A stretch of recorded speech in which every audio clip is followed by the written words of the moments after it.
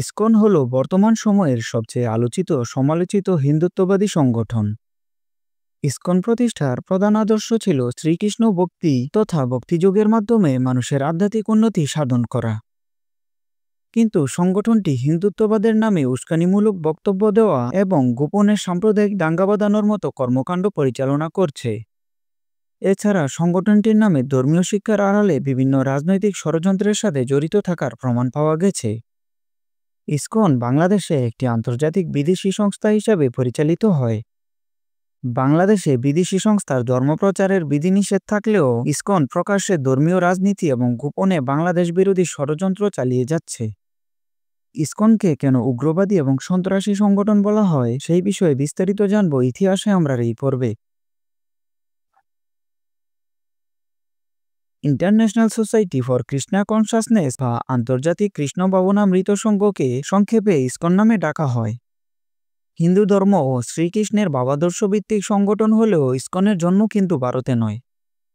1966 সালের জুলাইয়ে অভয়চরণ রবীন্দ্র ভক্তিবেদান্ত স্বামী প্রভুপাদের মাধ্যমে যুক্তরাষ্ট্রে হিন্দুত্ববাদী সংগঠন ইসকনের প্রতিষ্ঠা হয়েছিল। বর্তমানে ইসকনের সদর দপ্তর ভারতের পশ্চিমবঙ্গের নদিয়া জেলায় মায়াপুরে অবস্থিত। বিস্ময়ের বিষয় হল স্বামী প্রভুপাদ ভারতে কোনো হিন্দু শিক্ষালয়ে লেখাপড়া করেননি। তিনি লেখাপড়া করেছেন স্কটিশ চার্চ কলেজে, মানে খ্রিস্টানদের চার্চে। তবে ইসকন প্রতিষ্ঠার পরই ভারতসহ বেশ কিছু দেশে সনাতন হিন্দুদের প্রতিরোধের মুখে পড়ে হিন্দুত্ববাদী এই সংগঠনটি। সে সময় অধিকাংশ হিন্দুই এই সংগঠনের বিরুদ্ধাচরণ করেছিল। নিজের লেখা ও প্রচার কাজের বইগুলোতে অন্য দেবতাদের উপেক্ষা করা বা ছোট করার মতো অভিযোগ ওঠে সংগঠনটির বিরুদ্ধে। এছাড়াও প্রতিষ্ঠার পর নিউ ইয়র্কের কুইন্স কাউন্টিতে শিশুদের মগজ দোলাই এবং জোর করে আটকে রাখার অভিযোগে মামলা করা হয় ইসকনের বিরুদ্ধে।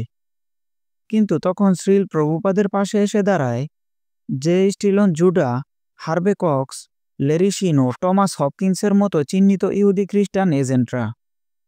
গুঞ্জন রয়েছে ইসকনের পরিচালনায় যোগসাজশ রয়েছে ইহুদিদের, এমনকি ইসরায়েলে নিজেদের কার্যক্রম সক্রিয়ভাবে পরিচালনা করছে ইসকন। ইসকনের প্রতিষ্ঠাতা শ্রীল প্রভুপাদ বিশ্বব্যাপী হিন্দু ধর্মের ভগবান শ্রীকৃষ্ণের ভক্তির প্রসার ঘটানোর জন্য এই সংগঠন প্রতিষ্ঠা করেছিলেন। সেই কারণে আধ্যাত্মিক সমাজে এটি হরিকৃষ্ণ আন্দোলন নামেও ব্যাপক পরিচিত। হিন্দু ধর্মমতে কৃষ্ণকে বিষ্ণুর অবতার মনে করা হয়। ইসকন মূলত গৈরী ও বৈষ্ণব মতবাদের অনুসারীদের একটি হিন্দু ধর্মীয় প্রতিষ্ঠান। হিন্দু ধর্মে মানুষের আত্মার মুক্তির 3টি শাস্ত্রীয় পথ রয়েছে।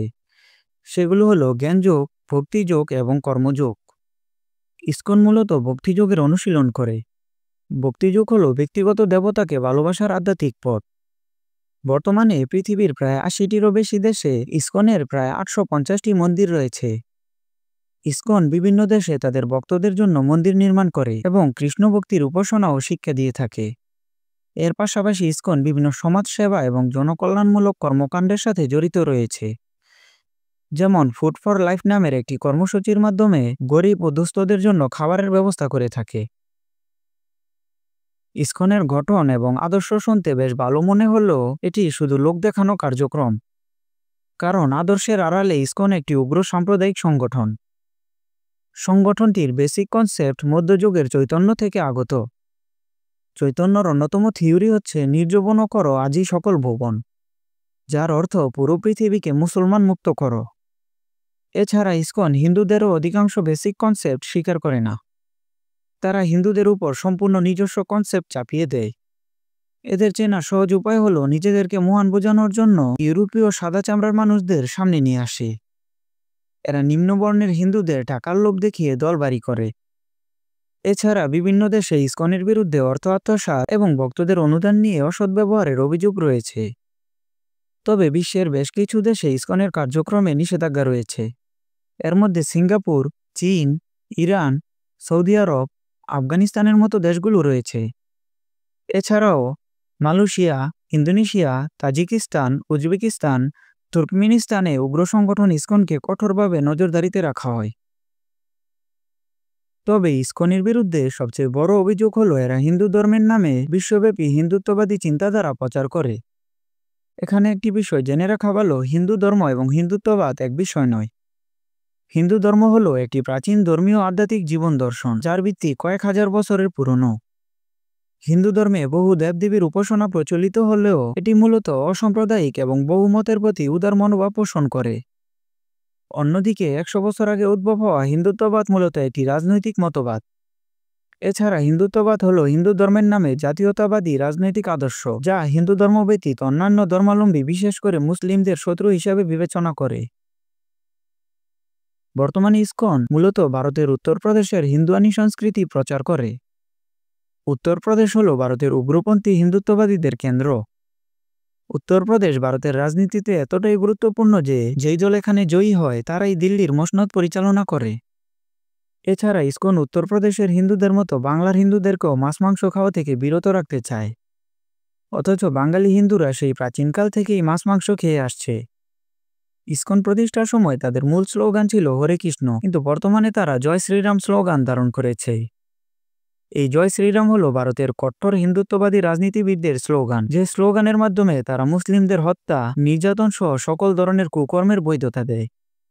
ইসকন মূলত হিন্দু ধর্মের আধ্যাত্মিকতা প্রচারের নামে গোপনে গোপনে হিন্দুত্ববাদী উগ্রপন্থী রাজনৈতিক আদর্শ প্রচার করে সূক্ষ্মভাবে সাম্প্রদায়িক দাঙ্গা বাঁধানোর কার্যক্রম পরিচালনা করে।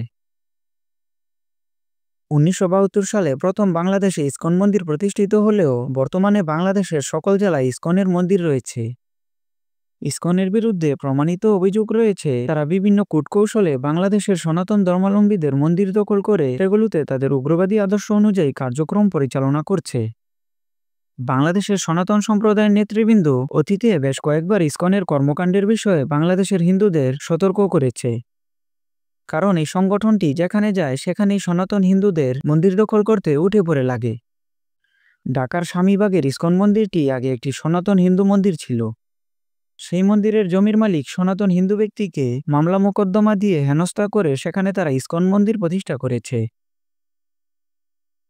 চট্টগ্রামের বহু পুরনো ও ঐতিহ্যবাহী হিন্দু প্রতিষ্ঠান প্রবর্তক সংঘের নেতৃবৃন্দ ইসকনকে উগ্রবাদী, ধর্মবিরোধী এবং পেশী শক্তি প্রদর্শনকারী হিসাবে আখ্যায়িত করেছে। প্রবর্তক সংঘ ২০০৪ সালে মন্দিরে পূজারী নিয়োগ দিতে চাইলে ইসকনের সাধারণ সম্পাদক চারুচন্দ্র দাস পূজারীর দায়িত্ব নেওয়ার জন্য আবেদন করে। তিনি পূজারীর দায়িত্ব নিলেও নিয়মিত পূজা অর্চনায় মনোনিবেশ না করে চুক্তির শর্ত লঙ্ঘন করে। এর ফলে প্রবর্তক সংঘ তার চুক্তিপত্র বাতিল করার উদ্যোগ নিলে ইসকন প্রবর্তক সংঘের নামে নানা অপপ্রচার ও ষড়যন্ত্র চালায়। এমনকি ইসকন তাদের মন্দিরে বারাটে সন্ত্রাসীদের পালন করে মন্দিরের জায়গার মূল মালিকদের উপর সশস্ত্র হামলা সহকারে করিয়েছে।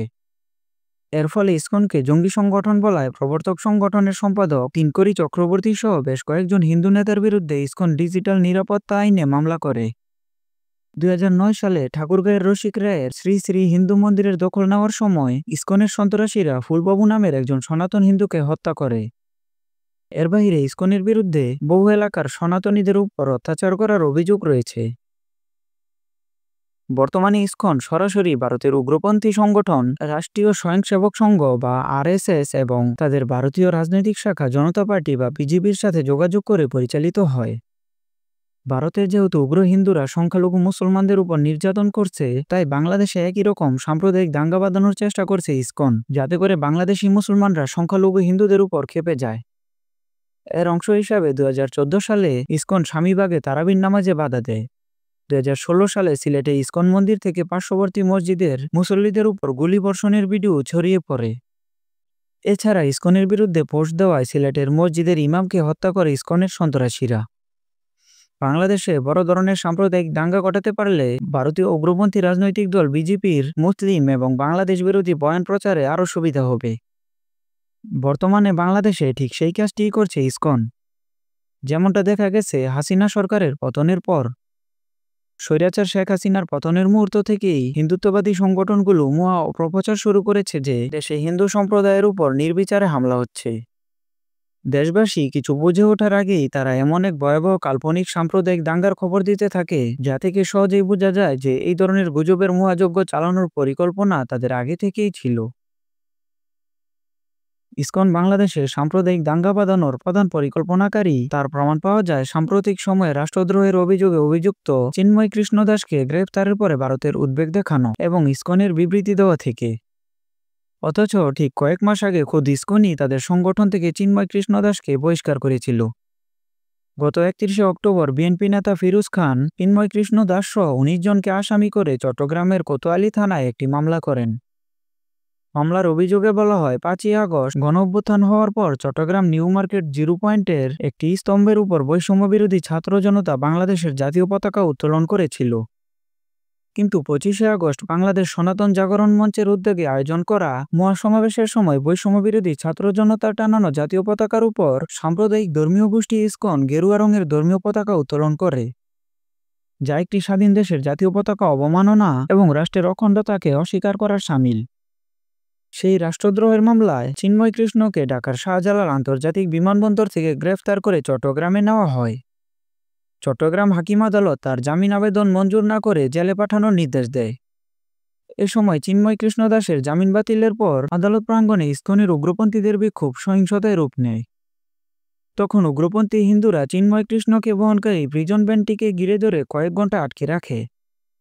কিন্তু এত সময়ের পরও পরিস্থিতি নিয়ন্ত্রণে না আসায় পুলিশ সাউন্ড গ্রেনেড নিক্ষেপ করেও লাঠিচার্জ করে, ফলে পরিস্থিতি রণক্ষেত্রে পরিণত হয়। এ সময় উগ্র হিন্দুত্ববাদীরা আদালতের আশেপাশে ব্যাপক ভাঙচুর করে সাধারণ মানুষের জানমালের ক্ষতি করতে থাকে, এমনকি তারা আশেপাশের মসজিদেও হামলা চালায়। তখন সাধারণ ছাত্র জনতাও হামলাকারী হিন্দুত্ববাদীদের প্রতিহত করার চেষ্টা করে।